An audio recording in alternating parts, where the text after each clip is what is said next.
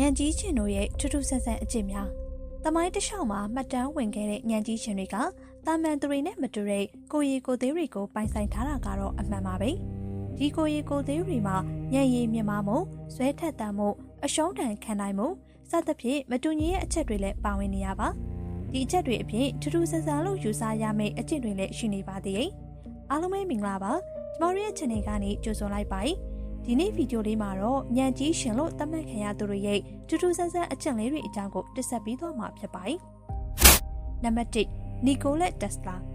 နီကိုလက်တက်စလာကကိုရီနဲ့ပတ်သက်ရင်ထူးဆန်းတဲ့ဆွဲလန်းမှုရှိပါတယ်အထူးသဖြင့်အမွှေးတွေဆွဆွဖြူနေတဲ့ခိုမာလေးတစ်ကောင်ကိုအရန်ဆွဲလန်းပြီးခေါ်မွေးထားပါတယ်တက်စလာကသူနဲ့ခိုမာလေးရဲ့ကြားထဲမှာစမ်းကြဲတဲ့ဆက်နွယ်မှုရှိနေရလို့လည်းယုံကြည်နေပါတယ်အဲအားကြောင့်ဒီခိုမာလေးနဲ့ပတ်သက်ပြီးဒေါ်လာ2000လောက်အထိအကုန်ကျခံသုံးစွဲခဲ့ရပါနောက်ပြီးဒီခိုမာလေးကိုဆွဲလန်းတဲ့စိတ်ဟာအမျိုးသမီးတယောက်အပေါ်ချစ်တဲ့စိတ်ထက်မနည်းဘူးလို့လည်းပြောခဲ့ပါသေးတယ်နံပါတ်2အိုက်ဇက်နျူတန်အိုက်ဇက်နျူတန်ကကမ္ဘာမြေဆွဲအားနိယာမကိုတွေ့ရှိခဲ့တဲ့နာမည်ကြီးသိပ္ပံပညာရှင်တယောက်ဖြစ်ပေမယ့်တစ်ဖက်မှာ accurate ပညာကိုယူယူမမှုဆွဲလန်းနေသူတူပါအဲအားကြောင့်အားလက်ချိန်မှာဆိုအမြဲလိုဖိုထိုးနေတဲ့နျူတန်ကတတုကနေရွှေဖြစ်စေတဲ့နီလန်ကိုတော့မတွေ့သွားခဲ့ပါဘူးဒါပေမဲ့သူ့ရဲ့ယူပါဗီတာမှတ်တမ်းတချို့မှာ accurate အကြောင်းတွေကိုရေးထားတာကိုတွေ့ရပါတယ်နံပါတ်3လီယိုနာဒိုဒါဗင်ချီစာရေးကြတဲ့အခါဘဲတန်ညာတန်စသဖြင့်ကွဲပြားမှုတွေရှိပြီးဘဲရောညာရောနှစ်ဖက်စလုံးတန်ကြတဲ့ရှားပါလူတစုလည်းရှိပါတယ်ဒီကိစ္စကအလေးအကျင့်နဲ့ဆိုင်နေဆိုပေမဲ့လူတိုင်းတော့စူးစမ်းဖို့မဖြစ်နိုင်ပါဘူးအကြီးပါရမီရှင်တယောက်ဖြစ်တဲ့လီယိုနာဒိုဒါဗင်ချီကတော့သူတို့အားလုံးထက်ပိုထူးခြားပါတယ်အဲ့ဒါကတော့ဘယ်လက်နဲ့ရောညာလက်နဲ့ပါစာရေးနိုင်တာဖြစ်ပါတယ်ဒီအထိကအရန်ထူးဆန်းသိရလို့ဆိုလို့မရပါဘူးဒါပေမဲ့ဒါဗင်ချီရေးနိုင်တဲ့စာကမှန်ထောင်ကြည့်မှအမှန်မြင်ရတဲ့မှန်စာပုံစံမျိုးဖြစ်ပါတယ်နံပါတ်4အယ်ဘတ်အိုင်စတိုင်း1955ခုနှစ်မှာအိုင်စတိုင်းတည်ဆုံးတော့ဆရာဝန်တွေကရင်ခွဲစစ်ဆေးနေရင်အိုင်စတိုင်းရဲ့အုံနာကိုမိသားစုဝင်တွေရဲ့ခွင့်ပြုချက်မယူဘဲထုတ်ယူခဲ့ပါတယ်ဒီလိုလုပ်ရတဲ့အဓိကရည်ရွယ်ချက်ကတော့သိပ္ပံပညာအတွက်အိုင်စတိုင်းရဲ့အုံနာကိုလေ့လာဖို့ပါပဲသူတေသီတွေရဲ့တွေ့ရှိမှုအရအိုင်စတိုင်းရဲ့အုံနောက်ဖွဲ့စည်းမှုကပုံမှန်လူတွေရဲ့အုံနောက်ဖွဲ့စည်းမှုတွေနဲ့အများကြီးကွဲပြားနေရလို့လည်းဆိုထားပါတယ်နံပါတ်5မိုးဆက်ကကနဝီဂီတတွေဖန်တီးတဲ့နေရာမှာဆရာတဆူဖြစ်တယ်လို့ညတီးညက်ပတ်ဟာတာတွေပြောတဲ့နေရာမှာလည်းနှစ်ယောက်မရှိတဲ့သူပါမိုးဆက်နဲ့ခင်မင်းရင်းရဲ့မိသားစုဝင်တွေမိတ်ဆွေတွေဆိုရင်ဒီဟာတာတွေထဲမှာအမြဲတမ်းလိုအထက်ခံရပါတယ်မိုးဆက်ကသူ့ရဲ့တခြင်းတွေထဲမှာခင်ရတဲ့သူတွေကိုထည့်ပြီးညတီးညက်ပတ်စားနောက်ရတာကိုအရန်ကြိုက်တဲ့သူတယောက်ဆိုတာခင်မင်းရင်းရတဲ့အတိုင်းဝိုင်းကပဲသိကြတာဖြစ်ပါတယ်နံပါတ်6ပီတိုပင်နောက်ထပ်ကနဝင်ဂီတပညာရှင်ဖြစ်တဲ့ပီတိုပင်ကတော့ကော်ဖီချစ်သူလို့ဆိုရမှာပါပီတိုပင်ရဲ့ကော်ဖီတောင်းတော့ကတာမန်ကော်ဖီကြိုက်သူတွေထက်3ဆလောက်များပါတယ်နောက်ပြီးမနက်စောစောအိယာထားချိန်ဖြောတောက်ရတဲ့အခါမှာကော်ဖီစစ်60လောက်အထိထည့်ပြီးအားရပါရဖြောတောက်တဲ့သူပါနံပါတ်9ချားတာဝင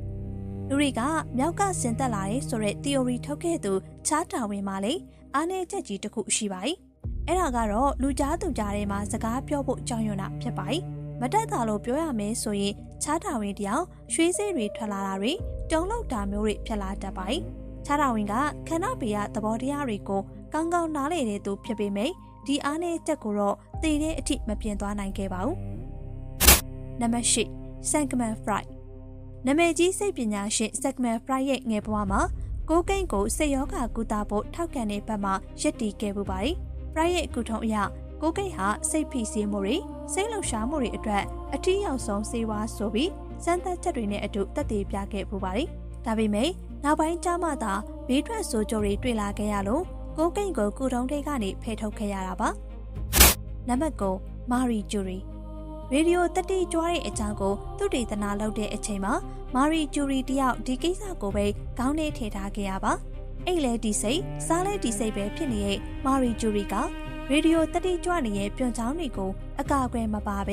အိတ်ထဲတွေထည့်သွားခဲ့သလိုအလုံးလုံးတဲ့စပွဲရဲ့အန်ဆွဲထဲမှာခက်လွယ်လွယ်ပဲထည့်ထားခဲ့ရပါအဲအကြောင်းလေနောက်ပိုင်းမှာမာရီဂျူရီတယောက်ရေဒီယိုတတိကြွတဲ့ကိစ္စကြောင့်ဘေးထွက်ဆိုးကျိုးတွေရင်ဆိုင်ခဲ့ရတာပါနံပါတ်10ပီကာဆိုကနဝင်ပကြီးဆရာကြီးပီကာဆိုရဲ့လက်ရာတွေကတန်ဖိုးအမြောက်များရှိတယ်ဆိုပေမယ့်ပီကာဆိုမှာလည်းပတ်စံပြတ်သွားတဲ့အချိန်တွေဆိုတာရှိပါတယ် ပတ်စံပြတ်သွားတဲ့အချိန်အစာငတ်ခံနိုင်ပေမဲ့အေးအေးတန်ကိုမခံနိုင်တဲ့ပီကာဆိုကရေးထားတဲ့ပကြီးကားတွေကိုမီးရှို့ပြီးမီးလုံတက်ပိုက်ဒါပေမဲ့ပကြီးကားတွေကိုမီးရှို့တာအေးအေးတန်တက်တာအောင်တခုတည်းအတွက်တော့မဟုတ်ပါဘူးသူ့ရဲ့လက်ရာပကြီးကားတွေရှားပါတဲ့အခါကြံခဲ့တဲ့ပကြီးကားတွေရဲ့တန်ဖိုးပိုတက်လာအောင်ဖြစ်ပါတယ်နံပါတ်7 Vincent Van Gogh